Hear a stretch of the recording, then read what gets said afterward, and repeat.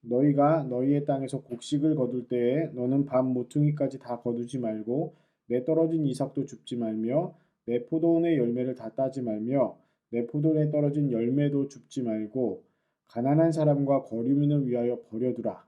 나는 너희의 하나님 여호와이니라. 아멘. 우리에게 주신 은혜가 있어요. 그것이 바로 우리가 살아갈 수 있는 이유입니다. 우리가 살아갈 수 있는 힘과 능력은 사실 나 자신에게서 나오는 것이 아니라 하나님께서 주신 은혜라고 성경은 말합니다. 그게 그리스도인의 또한 태도이며 믿음이고 자세이죠. 오늘 본문 말씀은요, 이 부분에 대해서 얘기를 해주고 있는데, 이 오늘 본문 말씀과 또 그리고 유사한 말씀들이 또 몇 군데 계속 나옵니다. 그 중에 하나가 레위기 23장 22절에도 나오고요. 신명기 24장 19절에서 22절에도 나옵니다. 그런데 이게 조금씩 달라요. 레위기 19장 9절에서 10절인 오늘의 본문 말씀은요. 하나님께서 거룩하니 너희도 거룩하라 라는 이야기, 즉 제사의 내용 가운데에서 나옵니다. 그러면서 나는 너희의 하나님 여호와니라 이렇게 말씀하고 있죠. 레위기 23장 22절 말씀은요. 절기에 대해서 설명하고 이야기해 줄 때 나오는 말씀입니다. 그리고 신명기 24장 19절에서 22절은요. 인간을 인간답게 살게 하기 위한 기타 규정들, 하나님 나라의 백성이 하나님 나라에서 지켜야 될 규정들 가운데 나오는 말씀이에요. 그리고 그 가운데에서 좀 더 이제 한 가지 살펴봐야 될 것은 이것이죠.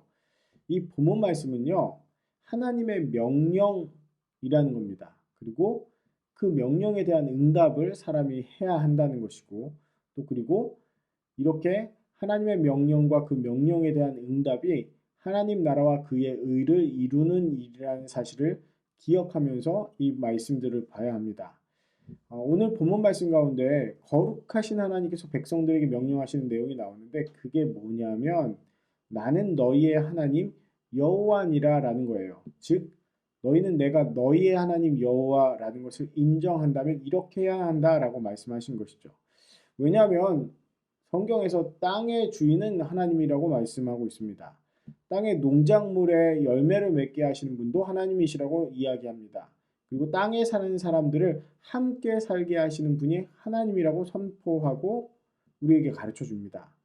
신명기 11장 14절에서는 여호와께서 너희의 땅에 이른 비, 늦은 비를 적당한 때에 내리시리니 너희가 곡식과 포도주와 기름을 얻을 것이오라고 말씀하고 있습니다. 시편 127편 1절에서 2절 말씀은요. 성을 지키는 사람이 파수꾼이 아무리 눈을 뜨고 지켜도 하나님께서 성을 지켜주시지 않으면 안 된다라고 말씀하고 있고요. 너희가 일찍 일어나고 늦게 누우며 수고의 떡을 먹음이 헛되다라고 말씀하고 있습니다. 하나님께서 주시는 것, 그 주시는 것에 대해서 그 은혜에 대해서 감사드리는 것이 마땅하다라고 이야기하고 있죠. 그리고 그것이 바로 나는 너희의 하나님 여호와니라 라는 그 말씀에 진짜 응답하는 길이라는 거예요. 자, 땅이 없었던 이스라엘 백성들에게 땅이 생겼어요. 그리고 그들이 곡식을 얻게 됩니다. 하늘에서 내려오는 만나를 먹게 된 것이 아니라 땅에서 수고하고 경작한 것들에 대한 열매를 얻게 된 것이죠. 그것이 하나님이 주신 은혜라고 한다면 내 손에 힘을 주신 분, 내 손에 그런 것들을 얻게 해주시는 힘을 주신 분께 감사를 해야 되는 것이죠. 근데 그 감사가 바로 거룩함, 구별됨의 한 방법이에요. 왜냐하면 하나님의 백성으로 구별되었다면 하나님의 법을 따라야 하기 때문입니다. 대한민국 사람들은 대한민국 법을 따르고 존중하는 것이 바로 대한민국에 속한 사람이라는 증거 중에 한 가지 있죠. 그것이 바로 하나님의 나라 사람들이 하나님의 법을 인정하는 것, 하나님을 인정하는 것이 됩니다. 그리고 그 구체적인 내용이 바로 뭐냐면 우리가 오늘 읽었던 본문 밭 모퉁이까지 다 거두지 말고 내 떨어진 이삭도 줍지 말며 그걸 내버려 두라는 겁니다. 내 것을 쌀 한 톨이라도 놓치지 않고 싹 다 모아야 된다라고 생각하는 우리 세대의 사람들에게 세상 사람들에게 하나님은 밭 모퉁이의 것을 남겨두라고 말씀하시는 것이죠. 구체적인 예가 구약성서에 나옵니다. 우리가 얼마 전에 함께 말씀을 봤던 룻기 이야기인데요. 룻기 2장 15절 16절에 보면 이삭을 주스러 온 룻을 보아스가 이제 도와주는 장면이 나옵니다. 보아스는 부족한 것이 없는 사람이었어요. 하나님께서 땅도 넉넉하게 주셨고 또 그리고 이제 넉넉하게 삶을 살고 있었는데 자신의 친족 중에서 한 명인 나오미가 남편과 아들들을 다 잃고 돌아왔어요. 그리고 룻이라는 그 며느리가 나오미를 따라와서 나오미를 봉양하는 것을 봤습니다. 그 룻이 어느 날 이 추수철에 보아스의 밭에 와서 이삭을 줍고 있었던 거예요. 룻의 소문도 들었던 보아스, 룻의 이야기를 잘 알고 있었던 보아스는 룻을 위해서 배려합니다. 그게 바로 밭 모퉁이에 있는 것을 남겨둔 은혜이죠. 자기의 일하는 일꾼들에게 얘기합니다. 저 소녀가 여기 와서 죽는 것을 뭐라고 하지 말고 또 그리고 이 곡식을 추수할 때 조금씩 뽑아서 땅에 일부러 뿌려 놓으라고 얘기합니다. 주워가라고 이제 일부러 주라는 얘기예요. 떨어진 이상을 줍지 말라는 하나님의 말씀대로 한 겁니다. 근데 여러분 룻기가요. 사사기와 사무엘 상하 사이에 있다는 사실을 다시 한번 기억해 보시기 바랍니다. 사사기는 하나님께서 계시지만 왕이 없는 것처럼 하나님이 없는 것처럼 살았던 사람들의 시대였습니다. 그 시대 가운데 보아스라는 인물은요. 하나님의 뜻대로 살아갔던 사람이에요. 하나님의 법과 명령을 기억하고 지키고 그대로 실천한 사람입니다. 룻은요. 그런 하나님의 백성이 되기 위해서 하나님의 말씀대로 살아가는 사람이 되기 위해서 자신의 시모를 사랑하는 마음, 시모와의 우정을 지키고 싶은 마음에 따라 나섰던 여인입니다. 그리고 정말 그 시모를 사랑으로 섬겼어요. 사랑으로 살아가는 사람이 하나님의 말씀대로 사는 사람이라고 말씀드렸던 기억이 납니다. 자, 이 두 사람이 만난 거예요. 그리고 보아스는 이 룻을 자신의 아내로 맞아들이면서 룻이 원래 속해 있었던 엘리멜렉 가문 나오미의 집에 잃어버렸던 땅들을 되찾아 줍니다. 보아스가 돈을 주고 샀어도 보아스의 것이 되는 것이 아니라 룻이 원래 속해 있었던 그 가문의 땅으로 되돌려 주는 것이 바로 성경의 법이었습니다. 하나님의 법이었어요. 사실 이 보아스 말고도 나오미와 룻과 더 가까운 친족이 있었는데 그 사람은 룻을 아내로 맞이하게 될 경우에 나오미와 엘리멜렉의 땅을 되찾아서 그들의 이름으로 물려줘야 한다라는 얘기를 듣고는 내 재산에 손해가 날 것 같아서 나는 그걸 하지 않겠습니다라고 말합니다. 그런데 보아스는 손해가 나더라도 하나님의 말씀대로 살아가는 이 여인 또 그리고 하나님의 말씀에 순종한 자기의 삶을 가지고 그 손해를 감수합니다.